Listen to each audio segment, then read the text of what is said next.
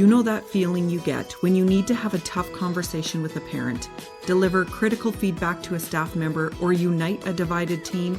That knot in your stomach that says, I'm a great educator, but am I communicating this the right way?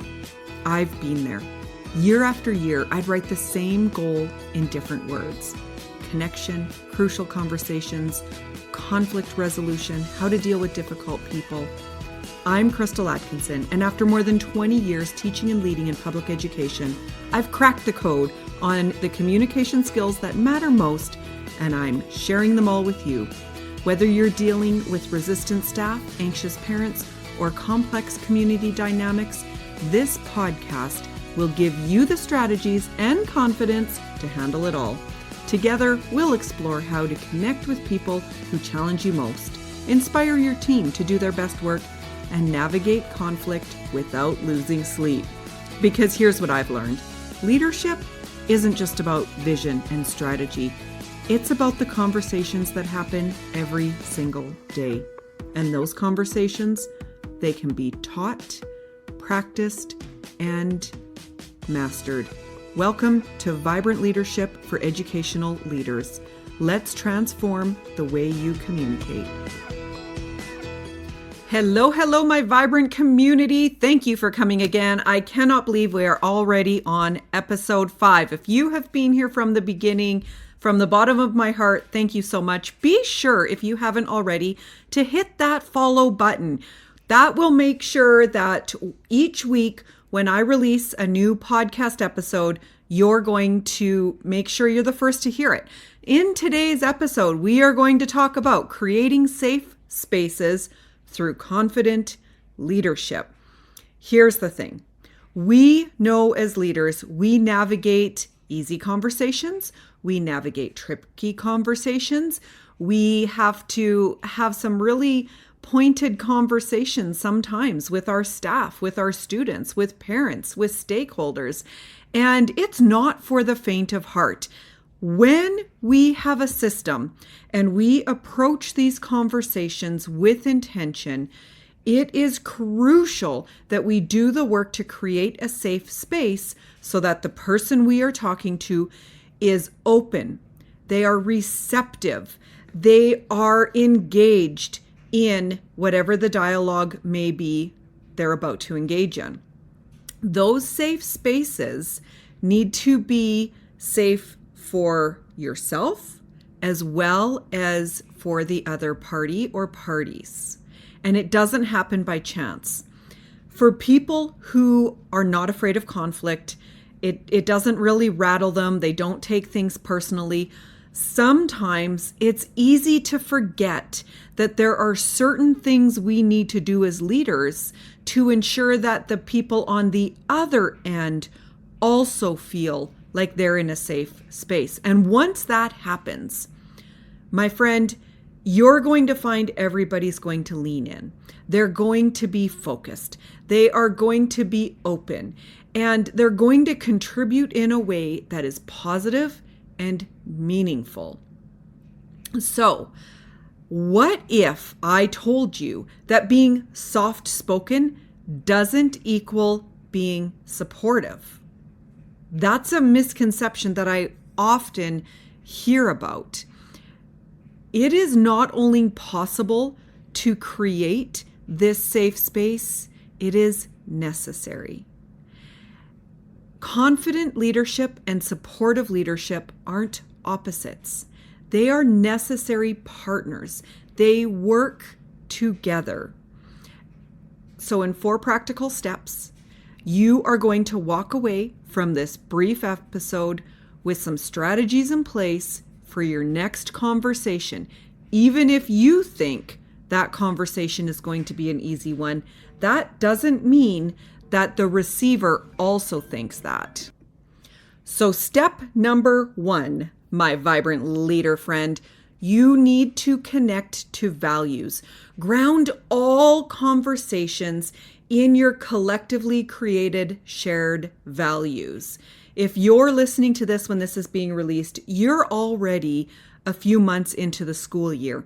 At the beginning of the school year, most schools engage in creating shared values.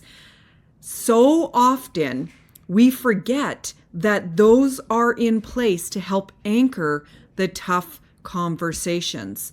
So I'm going to go back a few years. I was a vice principal of a junior high school. And in that school, when I arrived, they already had shared values. The staff had created, the students bought in. And that school took a ubiquitous approach to their values. They talked about them all the time. Teachers talked about them. They were shared during assemblies. They were shared in the hallways. And what I found as a vice principal, my grade that I was responsible for supervising, if there was any kind of issue, my first question would always be, which of our core values did we not demonstrate or did we have troubles with? So in this school, they had mutual respect, honesty, responsibility, self-control. And instantly, if it was a student, they would say, that was mutual respect. I'm like, tell me more. Tell me more about what happened. And then we would unpack whatever the situation was through the lens of those shared values. It always anchored those conversations. And instantly, students knew, I'm not here to pick on you. I'm not here to tell you everything you did wrong. I am here to help you build those metacognitive skills so that when we have shared values, we all agree to demonstrate them. So your teacher demonstrates respect to you, you demonstrate respect back to your teacher. It was just so freeing when it came to conversations. When a staff member came in and they had issues, we would bring it right back to the core values. When I had to have difficult conversations with staff members because there was either a conduct or a competency issue, we would start with the core values. If there was a complaint against a teacher, we would start with that core value. This is what we're dealing with. Which of the core values do we need to talk about? And it just created this simple pathway to have real, concrete, robust conversations. And it's been 5 or 6 years since I was in that school. I can still list off many conversations that I've had with students, their parents, staff, that were 100% anchored in core values. So if you have not done that work, if your school has not done that work, I invite you to revisit that because it really is powerful. Step number 2, recognize the hard. When we have to have a conversation and we suspect there may be big emotions involved, we are going to name that up front. This is going to be a hard conversation.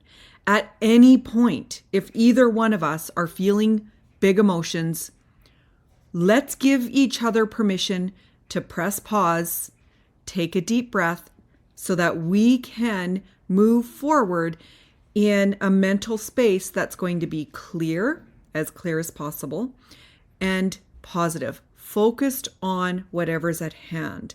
When we recognize the hard, it's kind of like identifying that elephant in the room. We're not saying we have a free pass to poor behavior, to something that needs to happen. What we're saying is, we understand. Like, dude, I understand. Man, you messed up big, but we're in this together and we're going to move forward. I had a student in my early years of teaching. I was teaching at a high school, and she had come to me and said, "Hey, Mrs. A, I need to meet with the police today. Can you come with me in the office?" And I didn't know much then, but originally I said, "Yeah, sure, no problem. What's happening?" And she said, "Well, I just need to turn in my brass knuckles." Okay, we can do that together. I'm just going to be a person in the room. It was hard. We acknowledged it. We did it together, and then we moved on. I didn't hold anything against her that she was having all of this turmoil with the law. It was simply, This is going to be hard. We have to deal with this, but we're in it together. We're going to get through it and we're going to move on. I've got you. We can walk alongside each other through these hard times, through these poor situations, whatever it may be, so that we can come to a positive solution on the other side. Okay, so number 1 was lean into your core values. Number 2, recognize the hard. Number 3, focus on the issue while holding space for the human. Let me repeat that. Focus on the issue while holding space for the human. Oh, my friend, I don't know if there is any other profession that takes as much heart power as teaching does. It is inherently vulnerable. Teachers love their students. They work hard to create the very best lessons they can with what they know and with what they have. It is hard work. So when something goes wrong, we take it personally. If test marks are low, we take it personally. I taught government exam years here in Alberta, Canada for many, many years. I had grade 6 and 9. And here in Canada, we used to have grade 3 when I started, but grade 6, grade 9, and grade 12, we write big government exams. And sometimes I would have a year where the test marks would come back low. And I instantly would start going through all the things I did wrong, all the things I didn't do a good enough job teaching my students, and just was my worst enemy. I didn't need a principal or a superintendent level or anybody else to come and tell me how poor the marks were. I knew, and I was already beating myself up for it. But the issue was nothing about me.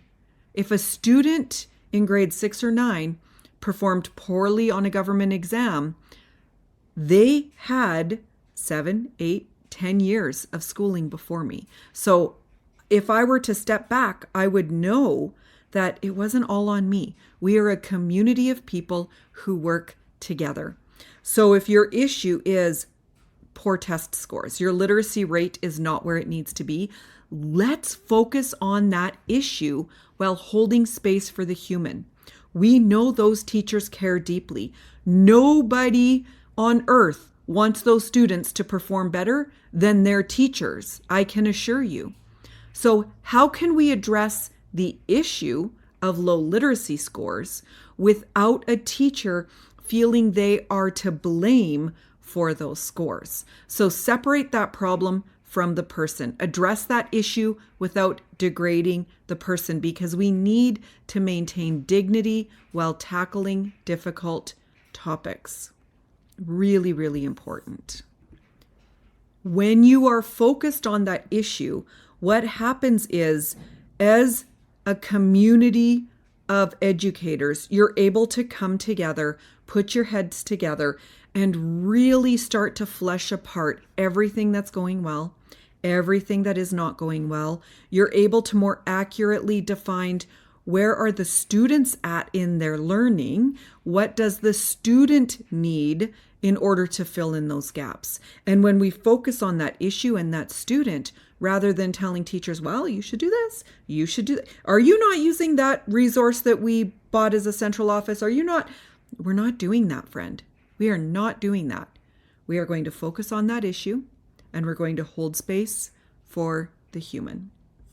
Okay, last but not least, we want to be solution focused rather than lead with demands.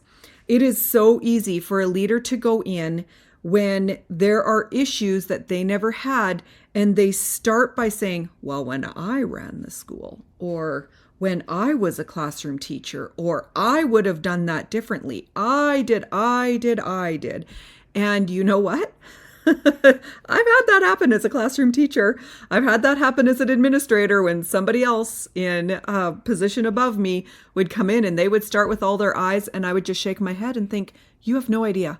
Your context was so different. I don't need to know everything you did. I don't need to know that. What I need is for you to come in walk alongside me and help me figure out some solutions for my context, for my situation at hand. You're going to bring experience with you. But leader, you need to set aside how you did things. You need to set that aside and lead through questions that help the individual problem solve. I was listening to another podcast, and the lady speaking was talking about how IKEA, the furniture company, had done all of this research, and what they found is that when individuals build their own furniture, they are more attached to it. They emotionally don't want to part from their furniture. They like it more. They enjoy it more. My friend, that is the same thing for teachers. When teachers come up with the solutions, when they look at the problem, and yes, they need professional learning. I know there are influencers out there who think teachers are professionals. They never need to learn a thing again. I wholeheartedly disagree with that. I do not want a doctor who does not engage in professional learning, and I would not want a teacher teaching my own children who did not engage in professional learning. So that's a topic for another side. But give them the support they need, and then ask them questions. Lead them through. Elicit those solutions. Don't lead with your demands. We want to empower our teacher and teachers to find solutions that work for them, their style, their needs. This is the whole premise of building capacity in others. And in Alberta, building leadership capacity in others is part of our professional obligation to the teachers we work with. When you help teachers through a series of questions to reflect thoughtfully on what they're doing and what students need, you are demonstrating to them that you trust them. You trust their professional judgment. You are there to support them. And then you create sustainable growth, not compliance. Because the last thing we need in education is another compliance task. It's not fun. Nobody wants to go there. So my vibrant leader friend, before you leave, let's review the 4 steps. Number 1, lean into your values. Lean into the core values of your building. If you don't know them off the top of your head, if your staff doesn't know them, if your students don't know them, they were a compliance activity. And you need to go back to the drawing board because everybody on staff needs to buy in. Number 2, recognize the hard. We're not excusing. We're not going to tiptoe around the situation. When a staff member is consistently halfway through recess before they join supervision, you need to go have a conversation with that staff member. And you can start by saying, hey, this is going to be a hard conversation. Here we go. Okay. Number 3, focus on the issue while holding space for the human.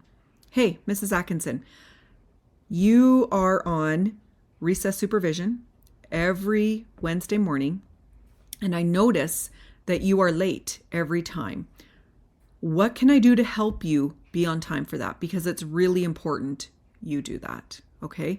Step 4, elicit solutions rather than leading with demands. So Mrs. Atkinson, I noticed that you're late halfway through each and every time. Can you tell me what's going on? What can I do to support you because you need to be out on time? If the teacher's like, you know what, I just have a really weak bladder and I really have to go to the bathroom. Okay, would it be helpful if I popped in 10 minutes before the end of class to cover you while you went to the washroom? Yeah, actually, that would be really helpful. Perfect. And then you go from there. Or you ask them, what ideas do you have? What do you need? Okay. Next episode, we are going to take this one step further. Once we have that safe space created, we're going to then talk about the importance of creating boundaries without being a pushover. Okay. So often the other misconception we get is by being supportive, that means you let teachers do whatever they want to do. You don't have any expectations. You don't have any requirements. And that could not be further from the truth. There's a difference between managing your building and micromanaging your building. There's a difference between management and micromanagement. You are in a leadership position, and it doesn't matter whether you're leading from the middle or leading from the front, because you need to make decisions. You need to have boundaries. And so we're going to walk through how you can increase your confidence, or at least how you appear to be confident, so that you can create safe spaces for your staff to thrive. If you haven't already, please be sure, press that follow. And if you could just take a few moments to rate this podcast and leave a comment. And if you've taken anything from it, be sure to share it with your friends. We want to be able to get this information out so that we can help all of our leaders and aspiring leaders build the skills they need to lead effectively. Friend, go make today amazing. Your work truly makes a difference in the world.